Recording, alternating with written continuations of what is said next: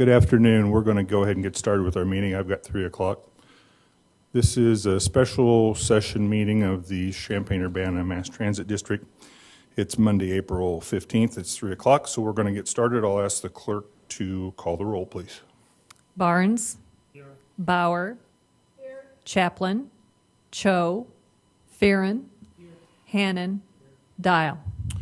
Here. Quorum is present. Thank you. I'll remind the audience and the board members to please silence your electronic devices if you've got any with you, or turn them off. Thank you. Our next item is the approval of our agenda for today's meeting. Please review it, and I'll ask for a motion in a second.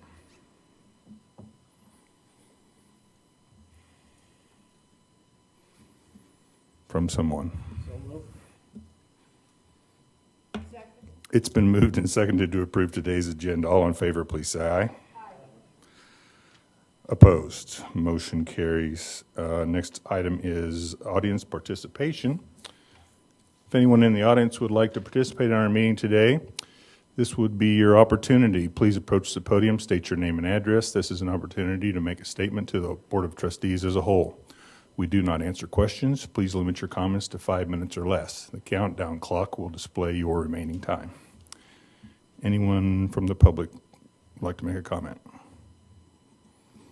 Seeing none, we'll move to our first action item, which is the terminal expansion, the scope of the yard project. Carl.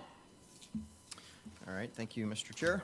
This is today's special board meeting is an opportunity to discuss and hopefully approve the scope of the yards project, which includes a significant expansion of Illinois Terminal. And so you have received a board packet in front of you that provides a summary of what that scope is and includes a document that we have titled Attachment A. We're going with creative titles. And Attachment A lays out the component scope of the project and some order of magnitude costs associated with those. I would like to just state that the order of magnitude cost estimate column is just that. It should be in no way intended to cement in yours or anybody else's minds that that is the actual budget at this stage. We have not contracted out to architects and engineers to actually do the architectural and engineering work, and so we do not have actual construction estimates yet. These are scope estimates. So I just want to put that out there, and with that, I would like to turn it over to the board to discuss. For the board to begin discussion, I'll go ahead and ask for a motion on this item. Motion in a second, then we'll begin our discussion. Mr. Chairman. I make a motion to approve the scope of the Illinois Terminal Expansion and Joint Development Project, commonly referred to as the yards, as it is described in Attachment A of today's packet. Furthermore, I move that the district support the project with a commitment of $25 million. It's been moved and seconded. Board discussion. Jim. Couple questions. I'm sorry, Mr. Farron. Could I interrupt you for just a moment? Yes. And I intended to invite a couple of people up to the table as resources for this discussion, and I glossed right over that. So if I could just for a moment. That would give us more illumination on the Yeah, discussion. thank you. So I'd like to invite Jane Sullivan, who is our Grants and Governmental Affairs Director and one of the project leads from the MTD's perspective on this project, to the front desk, along with Hans Grotelution and Tim Johns. Hans and Tim are the development partners, or they're representing the development partners that are involved with this project. And so it's up to you whether or not you want to address questions directly to them, or you can send them my way, and if I feel like they're better suited to answer the question, I'll throw them over to them. Welcome. Thank you, Mr. Farron. With the MTD, 3 parts. Obviously, the terminal expansion and improvement, the bus platforms. The part that I'm still trying to get a handle on is the part where the MTD's included in mixed-use facility with parking, retail, and commercial space. Can you talk about that a little bit? How that is part of the MTD's mission? Sure. So this is a concept that the federal government started many decades ago, actually, and encourages its grant recipients to do projects that are called joint development projects. And so this is, there's another popular term that's used, a P3 project. It's a public-private partnership. And so this is a form of a public-private partnership that is a joint development. And the goal of it is to build a facility, or in this case, a development larger than just a single facility, but a development project overall that enhances the community, enhances our mission of providing public transportation and mobility services to the community, but also is an opportunity for the district to receive a return on its investment in the project. So just speaking in rough numbers again, if we were to put, in fact, I'll just completely make up a number just for ease of discussion, but if of the $25 million that the district is talking about, if $10 million goes into the joint development portion, the mixed-use portion of the project, then that would be, again, just hypothetically, let's say that would be a third of the cost of the building, then the district would expect to get a third of the revenue generated by that building back. And that revenue then is what the district will use to pay for the operations of our expanded facility. And so it is the model that we built Illinois Terminal with in the first place. We wanted to have what we've coined the term as a revenue-neutral building, so that the revenues generated in the building pay for the expenses generated by the building. And so that is, we think that that's a fiscally conservative and good stewardship manner of expanding our services to have revenue generated by the project to pay for the expenses of the project. So it was under the encouragement of the model that the U.S. government has set to partner. Correct, absolutely. Yeah, the feds have been pushing this for a long time. Like I said, Illinois Terminal, we're in our 20th year of operating Illinois Terminal, if you can believe it. And so we built this under that model, and it has been very successful in its entirety. And this is, again, one of those who knows, but the perfect scenario would be then we would get grant money to pay our portion. What is your feeling toward that? Well, as you know, we have been applying regularly now for 2 rounds of applications for a grant program called the Build Grant Program, which used to be called Tiger, and then another one called Bus and Bus Facilities. And so we are approaching a time where those 2 applications will be due again, and this will be the 3rd round that we've applied for those. We've been working with representatives from the Federal Department of Transportation and the Federal Transit Administration on those applications, and they have given us some useful and critical information on how to improve the applications. And so Jane is diligently working on preparing those. And so once again, we'll be asking for $25 million of grant funds. And as we talk about in our memo to the board here, we're asking for a $25 million commitment. And we're hopeful that we will get $25 million of federal grant funds, but if we don't, then we have another source of federal funds and our local capital reserve that we can use to meet that commitment. But to answer your specific question, yes, we're hoping for these programs, that we're hoping to get a grant award out of those programs so that we are able to stay on a regular program of replacing our bus fleet, because the funds that we would take to put into this project would cause us to have to spread out our planned bus replacements, because we would be sharing the funds between bus replacements and this project. Hopefully that was No, I think cogent and that's, clear. Yeah, that, because one of the things, you know, you hear from taxpayers, and I don't know if any other members of the board people have posed questions. And theoretically then, from your perspective, a good promotion of the project, revenue neutral, I think that people like to hear that. And that any money put in is going to be gotten back and then some from the income generated from the project, and the net result is a better community. Is that, in essence, a defense? That's a great summary. Yep. Thanks, Jim. An additional question from the board, Margaret. Yeah.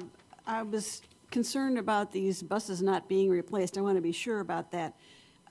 We aren't going to suffer, I mean, except in terms of having less nice buses. We're not going to suffer in terms of getting any additional grants or in terms of insurance liabilities or anything awful like that because we don't replace the buses? Right. Yeah, thank you for that. That's a great question, or a great point to make, that while if we end up not getting the build or bus facility grants, we would still be able to meet this commitment, and that does cause us to have to change the way that we're planning to do bus replacements. It would not, and I want to be really clear about this, it would not endanger the district in terms of having vehicles that are unsafe, or not having enough vehicles to provide the service that we have promised to the community. So we generally try to be fairly aggressive in replacing our buses. We have a reputation of having a fleet in not only just a good state of repair, but an excellent state of repair. And so we've got an excellent maintenance department that stays on top of that. But we also try to replace buses when, or as close as possible to the point in time in which they are eligible for replacement. Now, we don't always do that. Just as a for instance, we've got 12 2001 buses that were eligible for replacement in 2013, and we are still operating those vehicles. And again, the reason that we're doing that is, in the larger picture of things, we're trying to be good stewards, and those vehicles are articulated buses, and they operate fewer miles per year than all of our other buses. And so we feel like we can get more life out of them, more safe life out of them for a longer period of time than just what the federally defined useful life is. However, those buses are 18 years old now, and they are in need of replacement. And so we actually have programmed in the upcoming budget some replacements of those vehicles. And as you know, the 2 hydrogen fuel cell buses that we have already started that project on will replace 2 of them as well. So hopefully in the next year and a half, we'll have 6 of those vehicles replaced. Additional questions from the board on this item? Dick.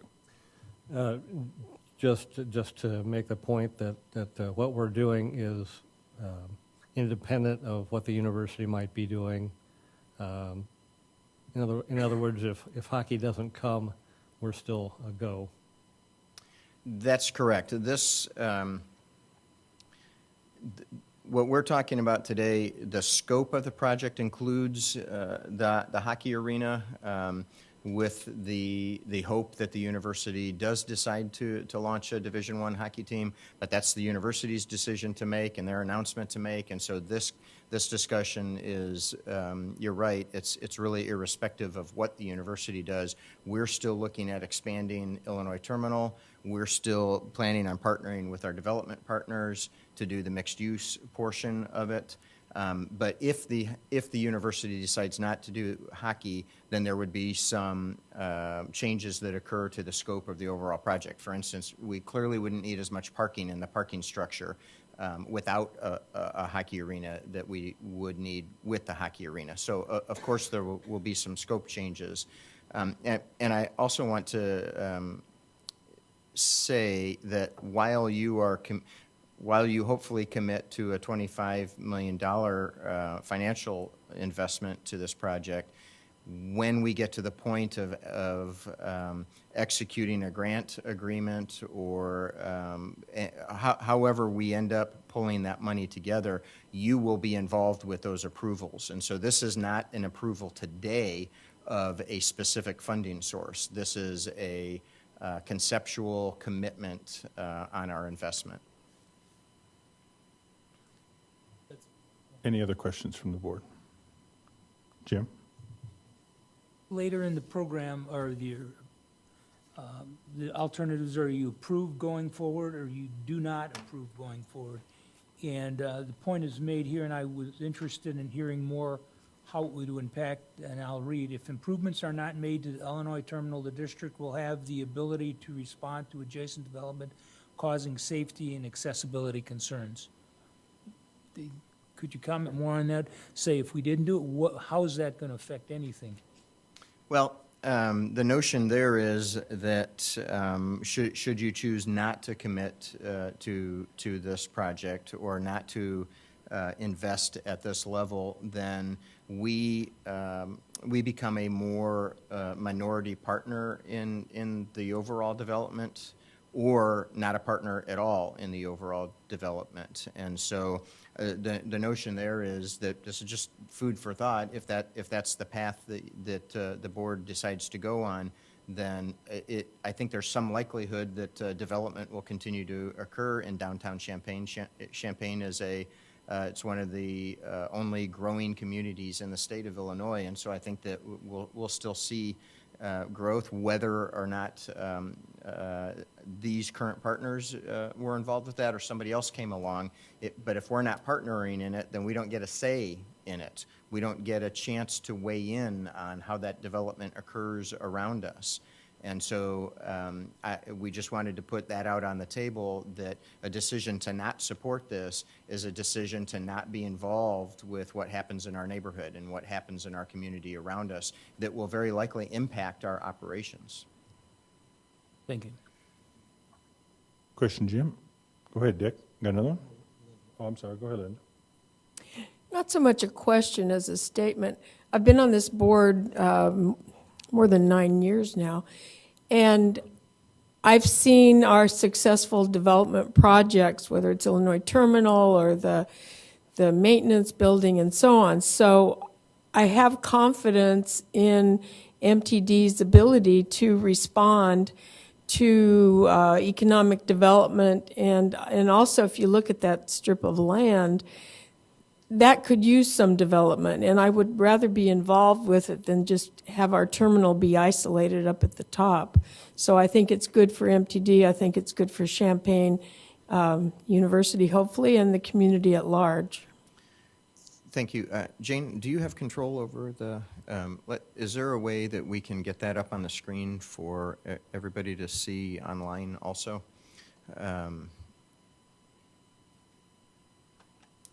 Maybe not. Yeah, you don't have control. There we go. There we go. We got it.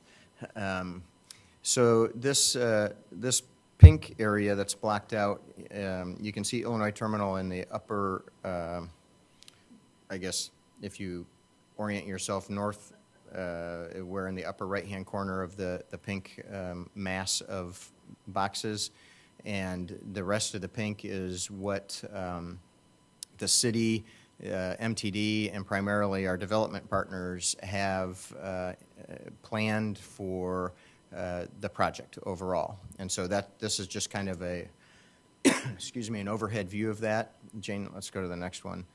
And then this is over that land. Again, you see Illinois Terminal, and then immediately to the south of that, boy, for the life of me, that looks yellow to me. I don't know what color it really is. Green. Is it green? I think Okay. it's green. I will take your word for it. The green lime. box then is what is tentatively designed as being a residential block that is on top of a parking structure, and then the parking structure is on top of the expanded bus platforms to the south of Illinois Terminal. And then to the immediate west of that is a blue box, and that blue box is the mixed-use joint development building that we would be partnering with our development friends here. And to the south of that is a tower that has a couple of different colors in it. It primarily is hotel space, and then that, am I safe to say orange color in the middle there is the conference center.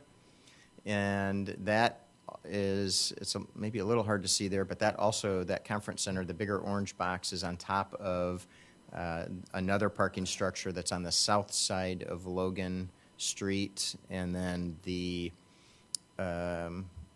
what I would say green, maybe is aqua. I don't know. Okay, we'll go with aqua. That is the hockey and ice facilities. So we can kind of, I'm going to ask Jane to just kind of spool through here, and you can feel like you're rotating around the project a little bit, and you can orient yourself with Illinois Terminal there. Again, the railroad tracks are to the right or east of Illinois Terminal, and so you can see the yellow or green, and the gray underneath that is parking. Let's go one more. Okay, so this is, now we're looking south, and Illinois Terminal is in the foreground. And you can see how the buildings will interact with the architecture around it. One more. And here we're a little higher and looking directly south. You can see the change in front of Illinois Terminal there to the immediate west of the entrance of Illinois Terminal. Currently is parking, but since we're building a new parking structure two parking structures to the south of us, we desire to turn this into a green space, and it will be a drop-off area for our facility as well. Jane, is there another one, or is? Not really. Boy, I'm not sure how visible that is. That is intended to be a perspective shot of Illinois Terminal so that you could see how it interacts again with the new architecture, but I can't tell how clearly that's showing. So I don't know if that will spawn any more questions or discussion. Additional questions from the board? Any at all? Well, Carl, I think this is a great proposal. I think that our potential partners have put together something that we really want to work with, obviously. It's going to help our congestion issues with the new addition to the terminal. That will help our congestion issues and serve us well, I think, in the future. So with that, we have a motion with no other board comment.